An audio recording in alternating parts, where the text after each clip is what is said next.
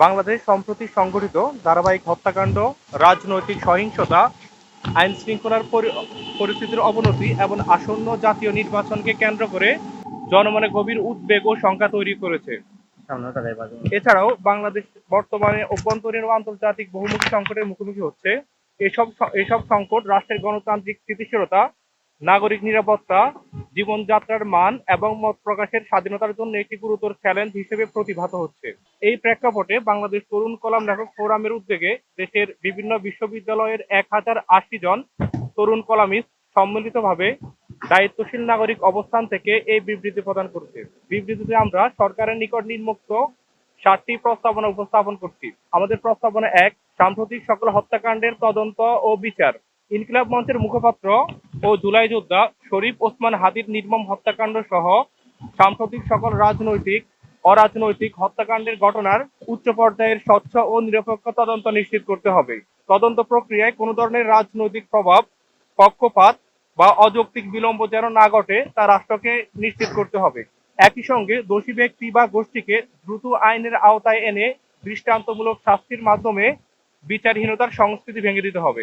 আমাদের প্রস্তাবনা 2, সন্ত্রাস দমন ও সর্বক্ষেত্রে আইন শৃঙ্খলার টেকসই উন্নয়ন। বর্তমান প্রেক্ষাপটে আইন শৃঙ্খলা পরিস্থিতির অবনতি জনজীবনে চরম অনিশ্চয়তা, ভয় ও নিরাপত্তাহীনতা সৃষ্টি করেছে।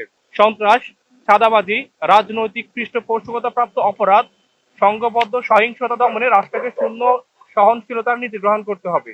একই সঙ্গে বিভিন্ন সহিংস ঘটনার পর লুট হওয়া ও অবৈধভাবে ছড়িয়ে পড়া অস্ত্র দ্রুত শনাক্ত, উদ্ধার ও নিয়ন্ত্রণে আনতে বিশেষ অভিযান জোরদার করা জরুরি। কারণ এসব অস্ত্র জননিরাপত্তার জন্য হুমকি হয়ে উঠেছে। এমতাবস্থায় ব্যবসা বাণিজ্য ও দৈনন্দিন জীবনের নিরাপত্তা রক্ষায় নাগরিক বান্ধব পুলিশিং, গোয়েন্দা তৎপরতা ও আইনি ব্যবস্থা আরো শক্তিশালী করতে হবে।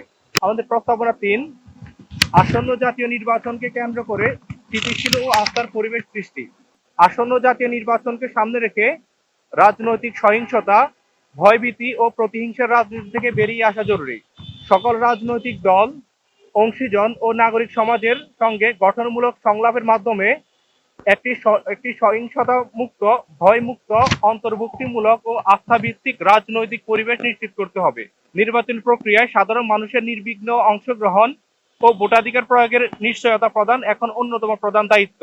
আমাদের প্রস্তাবনা 4, বহির্বিশ্বের সাথে সমন্বিত ও ন্যায্য সম্পর্ক স্থাপন।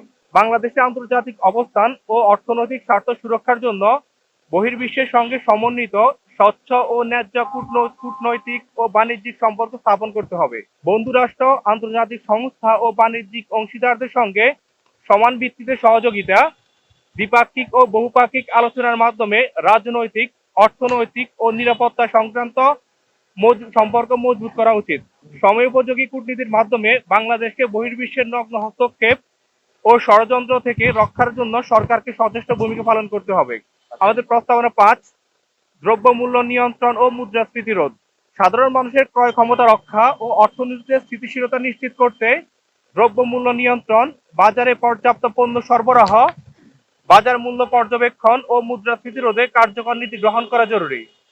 রাষ্ট্রের দায়িত্ব হলো বাজার হস্তক্ষেপ, কর ব্যবস্থা ও মূল্যস্ফীতি নিয়ন্ত্রণে সমন্বিত পদক্ষেপ গ্রহণ করে জনগণের জীবনযাত্রা নিরাপদ ও টেকসই করা। আমাদের প্রস্তাবনা 6, সাইবার স্পেসে তথ্য নিরাপত্তা, উস্কানিমূলক বক্তব্য ও গুজব রোধ। বর্তমানে অনলাইন প্ল্যাটফর্ম ও সামাজিক যোগাযোগ মাধ্যমে উস্কানিমূলক বক্তব্য, বিভাজন সৃষ্টিকারী তথ্য ও গুজব দ্রুত ছড়িয়ে পড়া একটি গুরুত্বপূর্ণ চ্যালেঞ্জ হয়ে দাঁড়িয়েছে। এর ফলে সামাজিক অস্থিরতা, সহিংসতা ও নাগরিক নিরাপত্তাহীনতা বৃদ্ধি পাচ্ছে। এক্ষেত্রে রাষ্ট্রের মৌলিক দায়িত্ব হলো ডিজিটাল প্ল্যাটফর্মে তথ্যের স্বচ্ছতা, নিরাপত্তা ও নিরাপত্তা ও সত্যতা নিশ্চিত করা এবং জনগণকে বিভ্রান্তিমূলক ও উস্কানিমূলক কন্টেন্ট থেকে রক্ষা করা।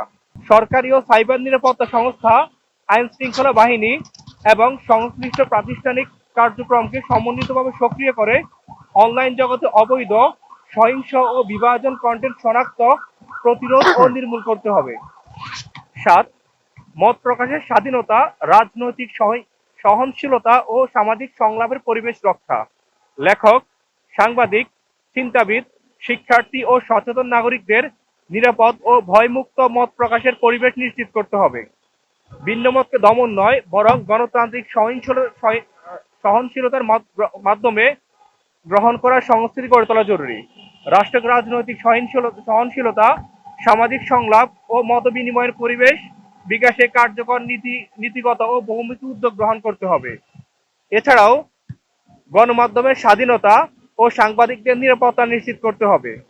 প্রথম আলো ও দ্য ডেইলি স্টার পত্রিকার উপর সংঘটিত হামলার ঘটনা অত্যন্ত উদ্বেগজনক। এসব ঘটনার সঙ্গে জড়িতদের চিহ্নিত করে আইন অনুযায়ী ব্যবস্থা গ্রহণ করতে আমরা রাষ্ট্রের দৃষ্টি আকর্ষণ করছি। আমরা বিশ্বাস করি মত প্রকাশের স্বাধীনতা, আইনের শাসন ও গণতান্ত্রিক মূল্যবোধ রক্ষার রাষ্ট্র, সরকার, রাজনৈতিক দল এবং নাগরিক সমাজের সম্মিলিত ও আন্তরিক উদ্যোগ অপরিহার্য।